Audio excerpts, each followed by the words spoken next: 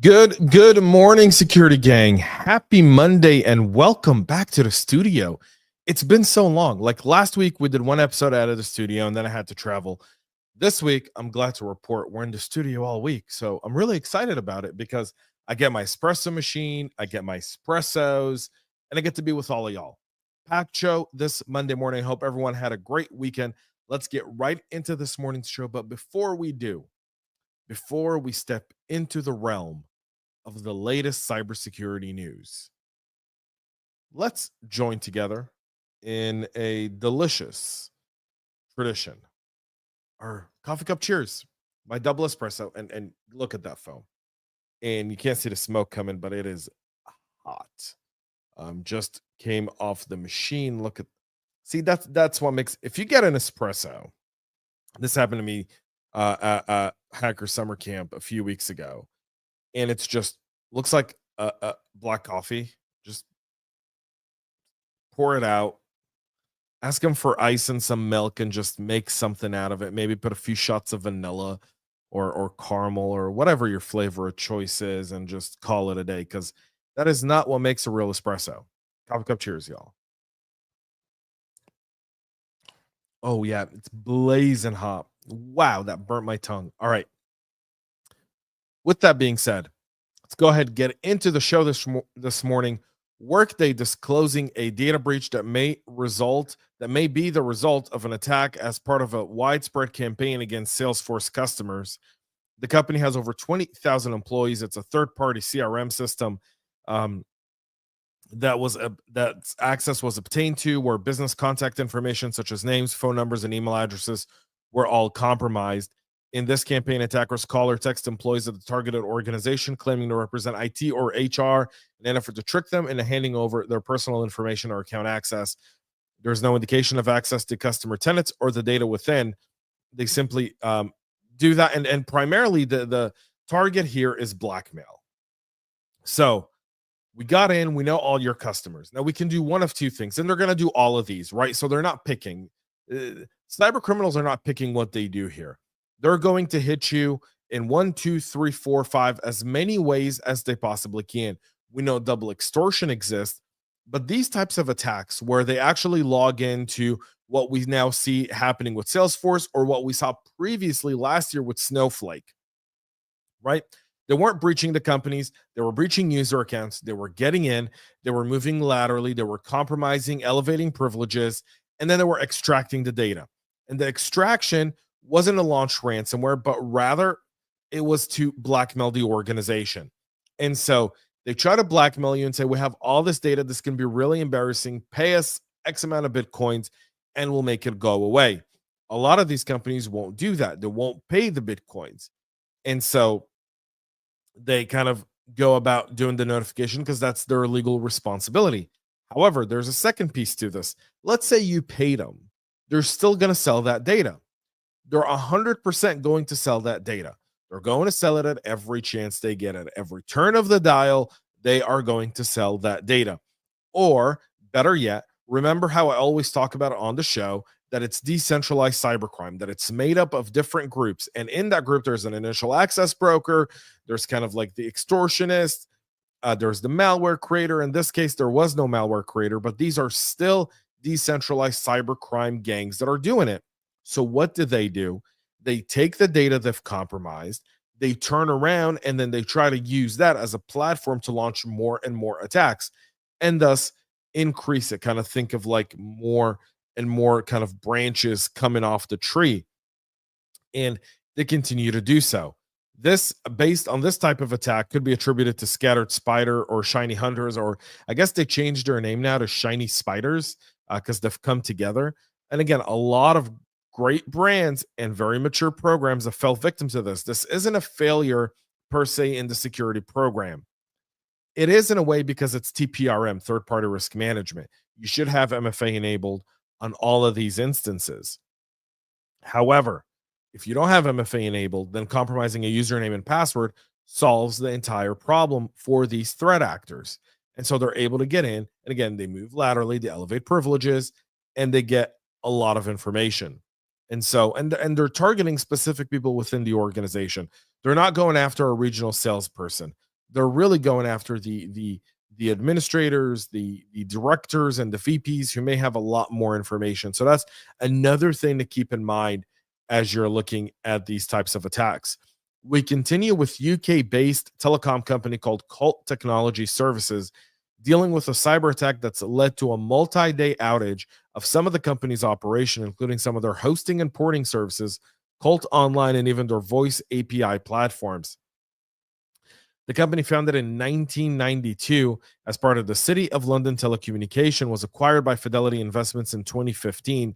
Colt is a major telecom provider operating in 30 countries across Europe, Asia, and North America. They have 75,000 kilometers of fiber networks linking nearly 900 data centers. Initially, the company announced a technical issue without confirming an incident. However, the nature of the event was communicated in a subsequent status update.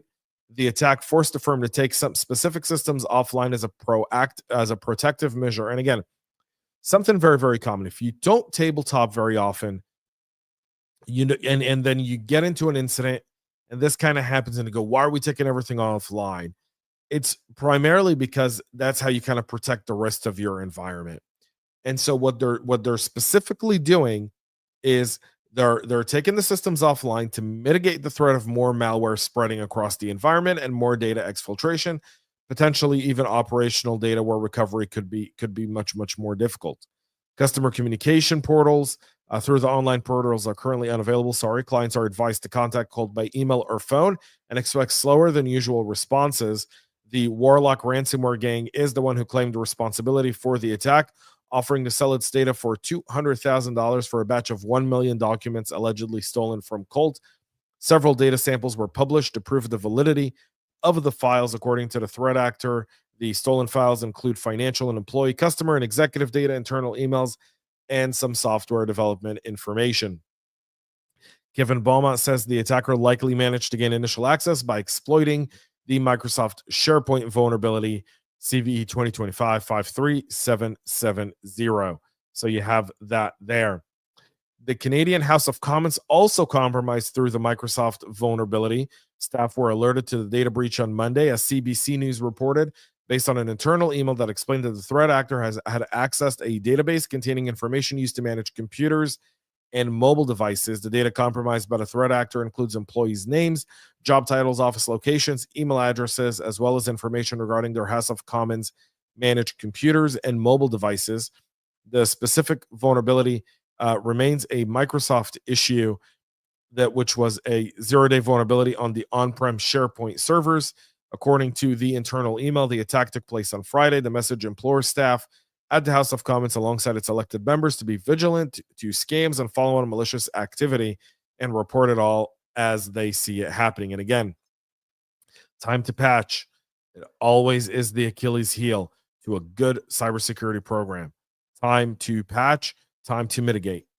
Very critical. Those are, like, as a CISO, those are the numbers I look at. That's how you look at your program. Time to mitigate, time to patch. That's your maturity. If you can do vulnerability management and patching effectively within your organization, you reduce your risk by 90 to 95%. Literally, because at that point, it's really got to be something critical. Identity, vulnerability management. Those are the two pain points right now. Those are the two you need to focus on. Everything else, AI, all of that, those are all complementary to the fact that initial access always either starts with a zero-day vulnerability on an unpatched server or unmanaged identities effectively. The Italian government warning on Wednesday of last week that identity documents belonging to tens of thousands of people who've stayed at hotels in the country have been stolen and are being illegally sold online, according to the Italian Computer Emergency Response Team at the Agency for Digital Italy. At the last count, a cybercriminal going by the handle of MyDocs is offering more than 90,000 documents for sales.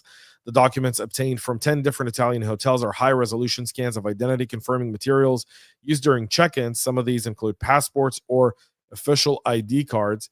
The MyDocs account had attempted to sell these in several trenches starting last week in what is known as a well-known underground forum.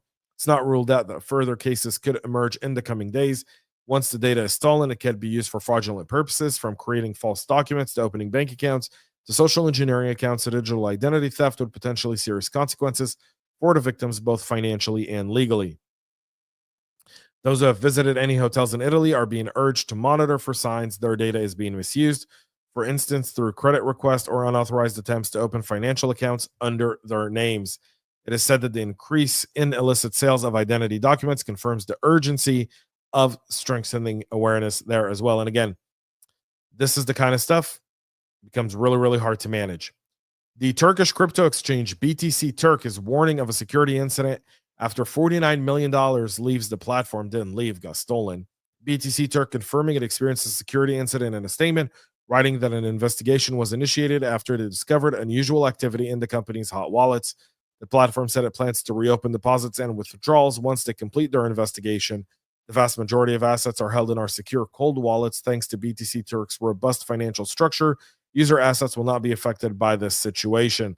Buying and selling transactions in Turkish lira, deposits, and withdrawal transactions continue without interruption. Look, the economy in Turkey, in the gutter. In the gutter. The more people, and people don't trust Turkish banks, right? So they really go towards these Bitcoin platforms because it gives them a bit more resilience in terms of currency. So most of the stolen funds were Ethereum's, by the way. 38.6 million taken out of the platform. The other 10 million was spread across multiple cryptos, according to PeckShield. The Istanbul-based company has been around for quite some time. One of the early crypto platforms in Turkey, if not the first. It grew in 2020 when it became one of the leading sponsors of Turkey's men and women's national soccer team. So crypto remains a huge place where a lot of these threat actors and a lot of these sanctioned governments are attacking in order to get some cash in their pockets. The web hosting entities in Taiwan have been in the crosshairs of Chinese APTs looking to establish long-term access to high-value targets, according to Cisco Thales. UAT 7237, believed to be active since 2022, is likely a division of what Thales tracks as UAT 59 or 18, which overlaps with Vault Typhoon and Flax Typhoon. According to Thales, the UAT 7237's use of Cobalt Strike, its deployment of web shells on select systems only, and its use of RDP access and of a legitimate VPN client suggests APT represents separate cluster of activity under UAT 59 or 18. During a recent intrusion at a web hosting provider in Taiwan, UAT 7237 was seen exploiting known vulnerabilities in internet-facing servers for initial access, conducting reconnaissance, and even deploying the Soft Ether VPN software for remote access. So you're seeing the sophistication of what the Chinese are doing there. Let's get to some vulnerabilities because you want to pay attention to those. Plex notifying users on Thursday of last week to update their media servers due to a recently patched security vulnerability. No CVE ID has been assigned yet for the flaw. They're only saying it impacts Plex media servers versions 1.41.7.x to 1.42.0.x. So you want to make sure you get those patched up. Cisco publishing more than 20 security advisories as part of their August 2025 bundle publication for Secure Firewall Management Center, Secure Firewall Threat Defense, and Secure Firewall Adaptive Security Appliance products. The most serious of the vulnerability based on its severity rating is CVE 2025-20265. It's a critical flaw affecting the secure FMS platform designed for managing and monitoring Cisco FTD appliances and other security solution. The weakness does impact the FMC instances that have a radius authentication enabled.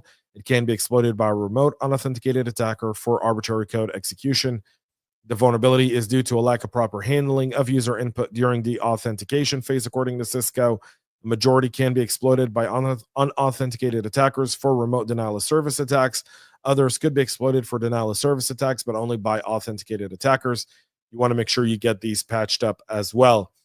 The Department of Justice announces charges against a Zeppelin ransomware operator and the seizure of $2.8 million from their cryptocurrency wallet. The individual Ioannis Alexandrovich and Tropico allegedly deploying Zeppelin against businesses, organizations, and individuals worldwide.